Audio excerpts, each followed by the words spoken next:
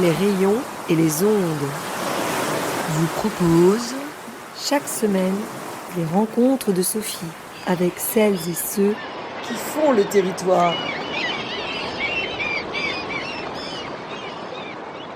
Bonjour à toutes et à tous. Aujourd'hui, pour les rencontres de Sophie, nous sommes à Genêt, à l'écurie d'Antoine, et avec le festival Les Pluies de Juillet, qui en fait ne fait pas que le festival et propose des animations du territoire. Enfin, c'est plus que des animations, on va voir ça justement. Je suis avec le directeur des Pluies de Juillet, Mathieu Catoni. Bonjour Mathieu. Bonjour. Alors pour commencer, ma question habituelle d'introduction, quel est votre lien avec le territoire ? Il commence à remonter un petit peu parce l'association a 8 ans maintenant, on est sur la 9e édition du festival. Donc mon lien avec le territoire, il est très lié à cette association, puisque nous on a créé le festival, on était étudiants, donc on venait un peu de différents lieux de la France, de Normandie et d'ailleurs. Comment vous avez eu l'idée, votre parcours qui vous a mené à intégrer ce festival ? Au tout début, vous étiez dès le départ cofondateur. Cofondateur de l'asso et... en fait, le plus simple, c'est de Mathilde, qui est une amie d'enfance, son père, Freddy, le président de l'asso. Et c'est eux deux qui m'en ont parlé au départ, en me demandant est-ce que ça t'intéresserait de rejoindre un projet où on avait ça en tête, quoi. Vous étiez de la région parisienne ? Vous n'aviez pas d'attache en Normandie ? Tout à fait. Alors j'ai de la famille à Saint-Lô. Quand même, oui. Mais c'était pas tellement ça qui m'a amené dans les Pluies de Juillet. Ouais. C'est le hasard, ça. Et vous faisiez quoi comme études ? Il y avait un rapport ? J'étais études en économie de l'environnement. Ah oui, quand même, oui. Donc oui, il y avait un petit rapport avec le sujet. Et voilà, et puis on a fait une première édition, puis une deuxième, on était encore pour la plupart étudiants, puis ensuite on a commencé à développer d'autres activités, le festival il a un peu grossi, et puis au fur et à mesure on a commencé à pouvoir aussi professionnaliser un peu l'exercice de l'association, et puis finir par commencer à embaucher des gens, les salariés, et donc moi j'ai fait partie de cette équipe qui a participé à développer l'asso, j'étais pas le seul du tout évidemment, on a toujours réussi à garder un peu le noyau dur du départ, après il y en a qui sont restés bénévoles, d'autres qui sont plus investis, d'autres moins, c'est normal, ça c'est la vie d'une structure comme la nôtre. Combien de personnes alors dans les salariés, les bénévoles ? Là actuellement, nous on a une organisation, donc je déroule, en gros on a un conseil d'administration qui est composé de 11 personnes. Ces 11 personnes sont responsables de commissions, il y a plusieurs personnes dans ces commissions, donc là on arrive à une quarantaine de personnes qui ont une activité à l'année dans l'association bénévole, qui peut être quelques heures par semaine et parfois quelques heures par mois, ou vraiment des aides un peu plus ponctuelles, mais en tout cas qui ont une activité, qui suivent vraiment l'activité de l'asso. Et donc tout ce petit monde-là cette association emploie actuellement 2 personnes en CDI, une personne en CDD. On travaille beaucoup avec une personne qui est en intermittence au sein de l'asso, avec qui on fait, qui s'occupe de toute la programmation en journée, qui s'appelle Adèle, qui pareil était une des cofondatrices, mais qui travaille aussi pour d'autres projets. On a une personne qui travaille en freelance avec nous sur la communication, et puis ensuite pas mal de gens pendant le festival qu'on emploie en intermittence pour des questions, notamment les questions techniques et de gestion technique chez nous. Donc on fait un petit peu d'emploi, mine de rien. Ouais. Plus ensuite service civique et stagiaire, donc une stagiaire et un service civique, une stagiaire et une service civique actuellement. Donc ça fait une petite équipe pour porter les différents projets de l'association, donc l'organisation du festival des Pluies de Juillet, l'organisation d'un autre événement avec la région Normandie qui s'appelle le Normand Durable, qui se déroule au Havre et qui a vocation à valoriser les métiers, les formations et les initiatives normandes sur les enjeux de la transition écologique pour les jeunes, donc lycéens, collégiens, étudiants principalement. On anime 70 ateliers à peu près par an dans les écoles, vraiment dans le territoire du Sud-Manche, autour de Villedieu Intercom, quoi. Et puis on mène ce projet pour lequel on se retrouve aujourd'hui, qui est le projet Bocage. Donc Bocage, une source vive, c'est le nom du projet, avec l'idée de rassembler, des habitants du territoire, accompagnés par la compagnie artistique Tourner la Page, qui est une compagnie basée entre Avranches et Granville, qui accompagne du coup ces habitants pour collecter de l'information et collecter de la matière autour du bocage normand, et traduire cette collecte de matière en une œuvre artistique participative avec les habitants. Alors on va en reparler plus en détail, mais déjà le bilan c'était la 8e édition l'année dernière. Quel bilan vous avez fait ? Et je pense qu'à chaque fois vous faites des bilans, d'ailleurs on voit, vous communiquez, qui vous amènent à évoluer, c'est ça ? Carrément. Le secteur des festivals et organiser des événements d'une moyenne ampleur, même si c'est une assez grosse ampleur maintenant, les Pluies de Juillet, c'est pas forcément simple. Nous, il y a un contexte même économique qui n'est pas évident, notamment l'inflation de la location du matériel, des matières premières, des cachets artistiques, ça ne simplifie pas la tâche. Nous, on est des organisations, mine de rien, qui sont assez fragiles. Donc l'année dernière, le bilan moral était excellent, c'est-à-dire qu'on a eu du monde, les gens sont venus et tout ça, un bilan financier en plus mitigé qui nous a obligés vraiment à se questionner et à repenser certaines choses pour pouvoir continuer à organiser cet événement dans le temps. Donc on change de site, on va du Tanu à Champré-Plus, donc on change de site de 3 km. Oui, ce qui vous permet de vous rapprocher peut-être de base. On se rapproche de Villedieu, on peut Vous aviez déjà commencé à Ville Villedieu, après vous cherchez des endroits? Non, mais là normalement on devrait se pérenniser à Champré-Plus Ouais.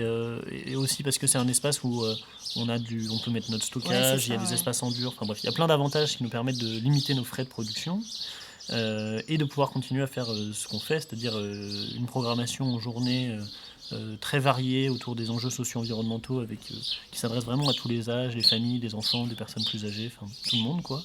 Et puis une programmation de concert avec des artistes émergents et d'autres un peu plus identifiés à l'échelle nationale en soirée quoi. Et oui, je sais que vous faites très attention à ce que ça ne... Vous ne voulez pas que ça augmente trop, hein, c'est ça Non, on ne veut pas que ça augmente trop. Dans tous les cas, je pense que le format du festival, il n'est pas fait pour ça. C'est-à-dire qu'on a le bon format, je pense. C'est quoi le nombre de personnes Nous, maximum 2000 personnes par soir, billets vendus, Ouais. quoi. Donc un petit peu plus avec les bénévoles et les invités quand il y en a. Mais donc voilà, ça c'est la jauge. Vous ne faites pas la course au maximum de personnes. Non, enfin c'est pas l'objectif. C'est pas De toute façon, l'objectif, la problématique se pose pas pour l'instant, c'est ce qu'on accueille. On n'a pas plus de demandes, on refuse pas des gens non plus. Donc, Non. mais en tout cas, on n'a pas cette volonté-là. Et puis on pense que c'est pas forcément la meilleure manière d'être résilient. Et puis pour l'association, mine de rien, le fait est qu'on a pas mal d'autres activités dans l'année aussi, donc on essaye de garder un format un peu Ce n'est pas qui que demande le beaucoup festival, d'organisation, mais qui n'est pas non plus quelque chose qui nous permet quand même de faire d'autres activités aussi à l'année, quoi. Et alors, vous disiez dans votre bilan que vous avez communiqué, là, que vous étiez un peu en même temps découragé par ce qui se passe dans le monde. Et vous vous posiez des questions. Et comment vous arrivez justement là aussi par rapport aux thématiques parce que vous, c'est culture et écologie, hein, c'est ça? C'est toucher les gens par la culture et en même temps Carrément. les amener à réfléchir sur la société. Parce que l'écologie, c'est pas juste l'environnement. Non, mais je pense que c'est Enfin, en tout cas, nous, au sein des Plus de Juillet, on a une approche aujourd'hui qui ne parle pas que des questions environnementales. C'est-à-dire qu'on essaye de promouvoir au-delà de la question environnementale, effectivement, un peu une manière d'être au monde, basée sur des valeurs assez basiques, d'équité, de solidarité, de vivre ensemble. Et on essaye de traduire ça, nous, pendant l'événement, pendant le festival le plus possible, et évidemment sur toutes les autres activités qu'on mène au sein de l'association. Donc, forcément, on est un peu inquiet parfois du contexte international, mais après, quand il s'agit de l'association, nous, on essaye de toujours réfléchir à l'intérêt d'une structure comme la nôtre sur le territoire où elle est, c'est de proposer des événements qui soient plutôt fédérateurs, plutôt joyeux, qui créent plutôt du lien et qui donnent plutôt de l'espoir et du désir, quoi. Donc c'est pour ça qu'on a choisi une thématique cette année qui s'appelle Bâtir nos jours heureux, qui s'inscrit vraiment dans cette logique-là de proposer pendant les 3 jours du festival plein d'axes de réflexion, d'ouvrir des champs de conversation, d'ouvrir aussi des pratiques pour justement penser une société qui soit plus juste, plus équitable, plus ouverte aussi. Et donc c'est vraiment la manière dont nous on approche cette question-là. Et puis la question environnementale, en fait, elle traverse un peu tous ces enjeux-là. Mais aujourd'hui, le festival, il a élargi un peu son propos avec un rapport un peu plus de regarder aussi la société telle qu'elle est et essayer d'apporter des réponses un peu concrètes à des problématiques sociétales. Ouais. D'ailleurs, je pense que pour vous suivre depuis longtemps et interviewer des personnes à chaque fois, je crois que le terme environnement vous plaît pas trop parce que ça donnerait l'impression que c'est autour de nous, alors qu'en fait, on fait partie du vivant, non? En fait, oui, alors, c'est aussi une manière de dire que nous, on le voit bien même dans l'organisation du festival, c'est-à-dire que la question environnementale, elle traverse un peu tous nos pôles, c'est-à-dire ça va être autant, on va le retrouver sur des questions d'alimentation, sur des questions d'énergie, sur des questions de déchets, donc ça qui sont plutôt des questions classiques, mais on ne peut pas exactement les séparer quand il s'agit aussi de la manière dont on va promouvoir les choix de partenaires, quand la manière dont on va accueillir les gens de la bonne manière, prendre en charge des questions aussi plutôt sociétales qui sont liées à l'égalité femmes-hommes, qui sont liées au fait que des personnes en minorité de genre ne se sentent pas ostracisées pendant l'événement. On pense qu'en fait ça fait partie d'un tout, et c'est l'environnement sociétal dans lequel on évolue pour que, entre guillemets, la société humaine puisse continuer à se développer et à perdurer dans le temps sans atténuer au fur et à mesure notre capacité juste à vivre sur cette petite planète, et surtout à faire société. Ça, c'est quand même important pour nous, on est assez attachés à ça.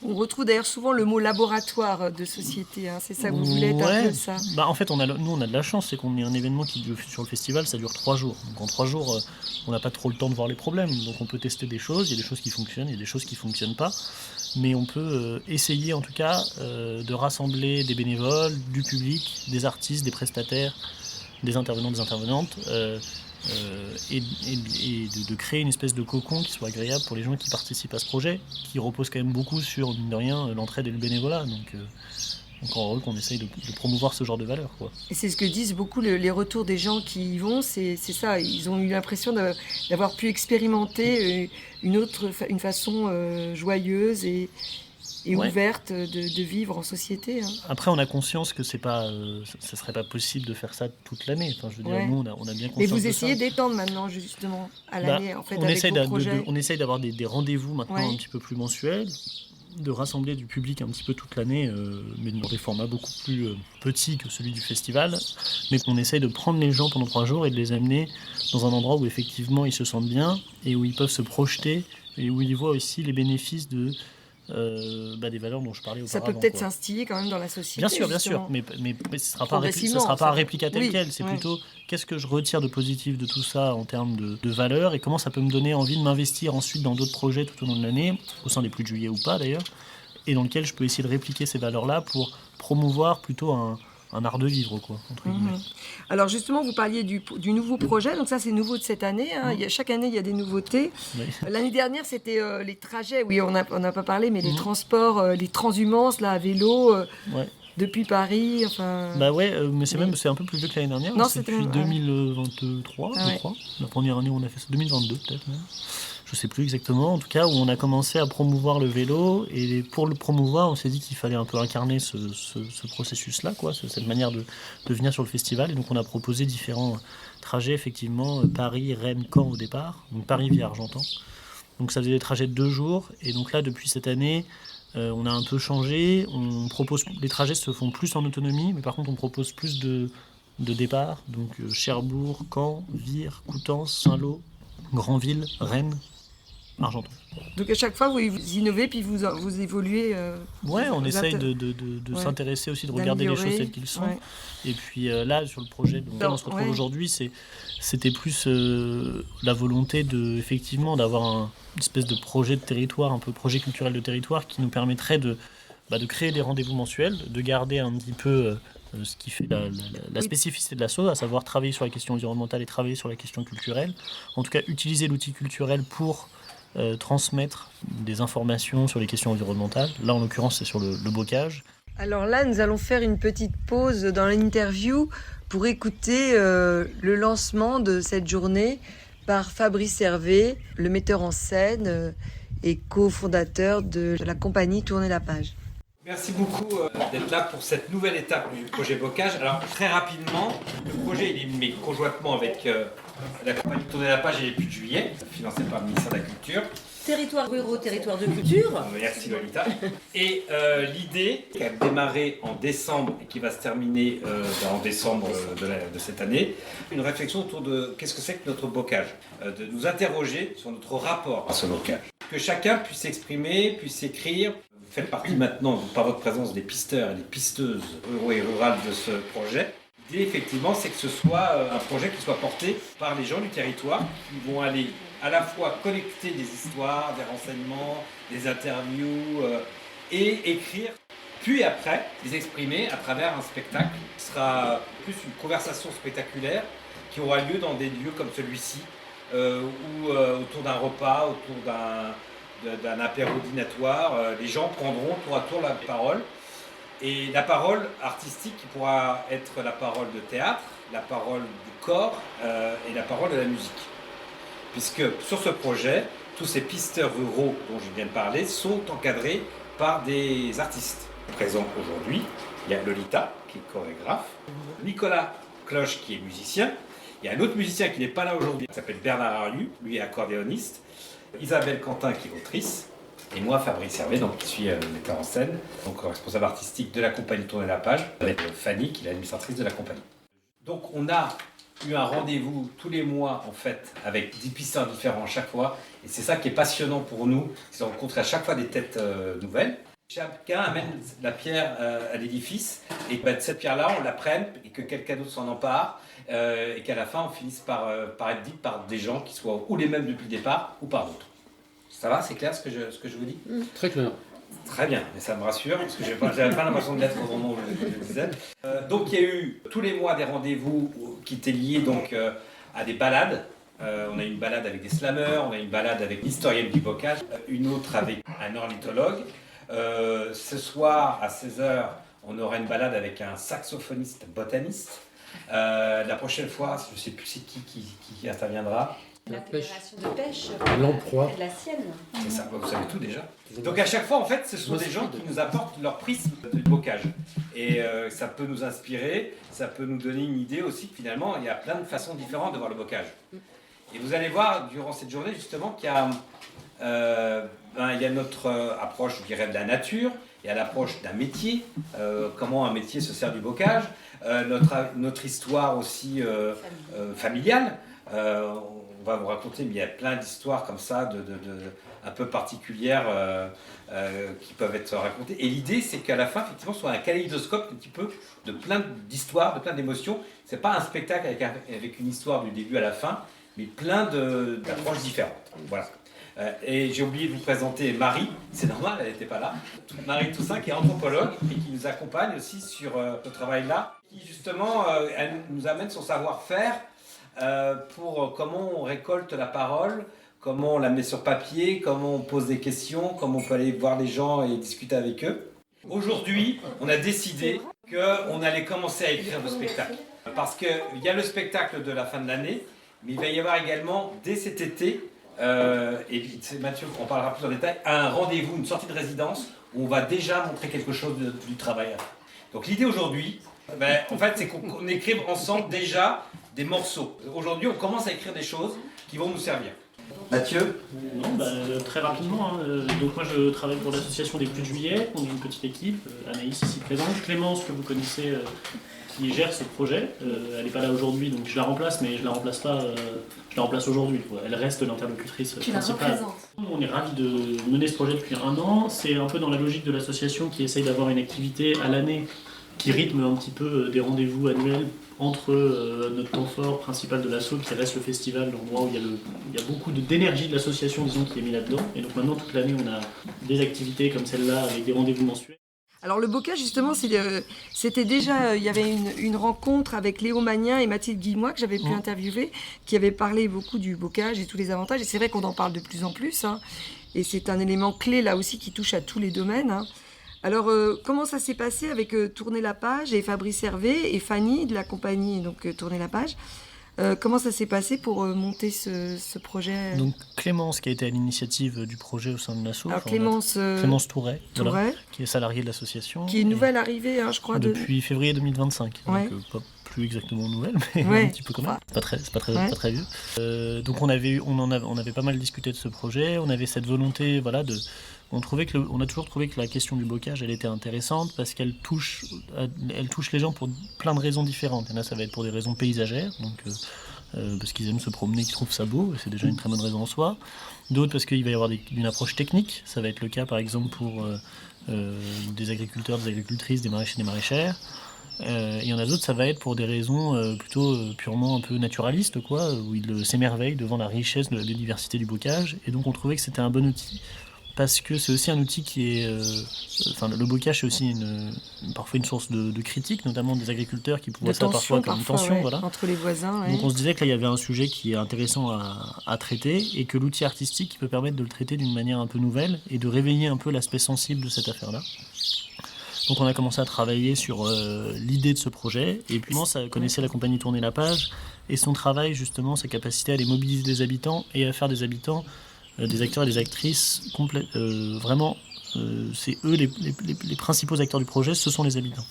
Donc nous, on aimait bien cette idée-là. C'est un peu une idée qui vient du théâtre forum, de l'éducation populaire, qui correspond un peu aux valeurs de l'association. Et donc on s'est associé avec Tourner la page, grâce au soutien du ministère de la Culture, grâce au soutien des fonds leaders européens, grâce au soutien de Villiers Intercom, grâce au soutien du département de la Manche. Donc on a associé les partenaires autour de ce projet. Et puis on a commencé en décembre dernier, et ça nous amène jusqu'en décembre 2026. Et le projet va ensuite avoir une suite, où on va envoyer des habitants dans les Flandres et en Angleterre pour collecter des informations aussi sur le bocage dans ces deux espaces, donc dans les Flandres et dans le Devon en l'occurrence. Donc l'idée c'est pareil, c'est de faire de la collecte d'informations. Et le rendu final, ça sera une exposition fin 2027, donc ça nous projette un petit peu loin. Dans des médiathèques du territoire normand. Et tout ça, ça s'inscrit dans le cadre du projet Millennium. Donc c'est les 1000 ans de la région Normandie. Oui, donc j'allais dire, c'est une spécificité du territoire, le bocage, donc en plus. Et c'est bien de mettre les habitants, en fait. Je pense que c'est pour ça que vous avez d'ailleurs du soutien public, parce que c'est vraiment quelque chose qui n'est pas tourné juste pour l'image ou le tourisme, etc., mais ça englobe les habitants. Tout à fait. Et en fait, vous faites des liens avec le reste de l'Europe, alors en fait, c'est ça. Avec deux territoires européens, en l'occurrence, les Flandres et le Devon, et qu'on a choisi parce qu'ils ont une histoire, en tout cas bocagère, qui a parfois évolué, qui est aujourd'hui peut-être moins dense qu'en Normandie. Alors, dans le Devon, ça dépend des espaces. Mais l'idée, c'était de dire, on a 3 territoires avec finalement des points communs. Et donc, comment est-ce qu'on peut aller aussi questionner l'évolution du bocage en Normandie et le comparer avec sa place en Angleterre, sa place dans les Flandres. Et voilà quoi. Et donc vous avez fait intervenir aussi, ou c'est la compagnie qui a trouvé les autres intervenants, parce qu'on a entendu donc Fabrice Hervé qui présentait, il y avait Isabelle pour l'atelier d'écriture. Ça, c'est vraiment la compagnie qui a trouvé tout ça. Et Nicolas pour la musique, Lolita pour la chorégraphie. Qui a mobilisé pour la vraiment les artistes avec lesquels il travaille pour pouvoir faire ça. Fabrice Hervé a indiqué le prochain rendez-vous, c'est à l'abbaye d'Amby, le 4 juillet, avec pareil, écriture, travail, enfin là ça sera la finalisation.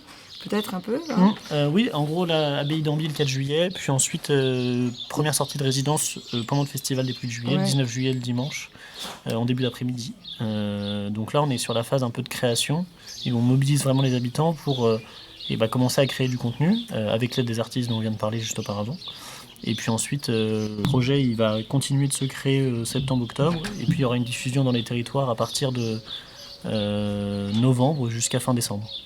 Et donc, alors, arrivons aux détails pratiques. Le festival, c'est donc en juillet, les Pluies de juillet. 17, 18, 19 juillet, à Champré-Pu, accessible en train, en voiture, en train, parce qu'en plus il y a des navettes depuis la gare de Villiers-les-Poêles, en voiture, parce qu'on a des parkings. On peut faire du covoiturage. Covoiturage, évidemment. On a une plateforme de covoiturage qui est disponible sur notre site internet www.lespluiesdejuillet.org. Voilà, donc on peut s'inscrire sur les Pluies de juillet. Il y avait déjà des gens inscrits. Billetterie en vente depuis plusieurs mois, avec possibilité de venir sur la journée ou de prendre un billet journée plus soirée.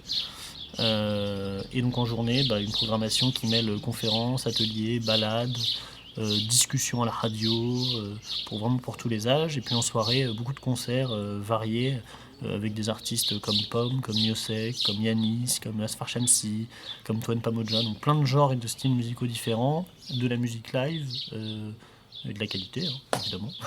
Et les intervenants alors du jour, on peut en donner quelques-uns Je peux donner quelques intervenants. Donc là, on a par exemple, on est ravis d'accueillir Monique Pinson-Charlot, qui sera avec nous le samedi après-midi, pour parler justement de comment est-ce que les instants de joie peuvent être une manière de résister au discours dystopique, et comment est-ce qu'on peut créer du désir autour d'un changement sociétal. Elle est sociologue, Monique Pinson-Charlot, elle a travaillé sur les inégalités. Et puis ensuite, par exemple, on a une autre intervenante qui s'appelle Gwenola Ricordo, qui parle beaucoup de la justice et de la manière dont le système carcéral actuel peut, n'est pas forcément le plus optimal pour faire en sorte de réinsérer au mieux les personnes qui passent par la case prison. Et qu'il y a possibilité de faire justice autrement. On a une personne qui va plus travailler sur la question de la biodiversité, qui s'appelle Karine Marcy, qui est une personne qui est élagueuse et qui a un rapport aux arbres qui est tout à fait singulier. Et donc qui sera là pour nous expliquer un peu la manière dont elle travaille, son rapport à la biodiversité dans le cadre de son travail, et comment est-ce qu'elle travaille avec les arbres au quotidien. Il y a 6 conférences en tout, le programme il est très riche. Il y a des balades aussi, ça c'est important. Ouais, des balades. Alors on a 2 types de balades, des balades qu'on organise à vélo, qui sont gérés par nos équipes, où là on emmène les gens faire un tour à vélo. Des balades qui vont être plutôt des balades autour de la biodiversité avec des guides qui sont pareil dans le programme du festival. Et puis nous on va donner aussi en accès libre des cartes, des cartographiques, des possibilités de tracés où les gens peuvent se balader en accès libre. Librement. Autour du site. En fait l'idée c'est venir au plus de juillet les 3 jours, hein, vous n'allez pas vous ennuyer. Oui, parce que j'ai vu, il y a une nouveauté aussi, il y a du sport le matin, un éveil sportif. Il doit y avoir, oui, je crois qu'il y a un éveil sportif, c'est sûr. Et puis dans les grosses nouveautés aussi, c'est qu'on fait du théâtre, du spectacle et d'art de rue, du théâtre.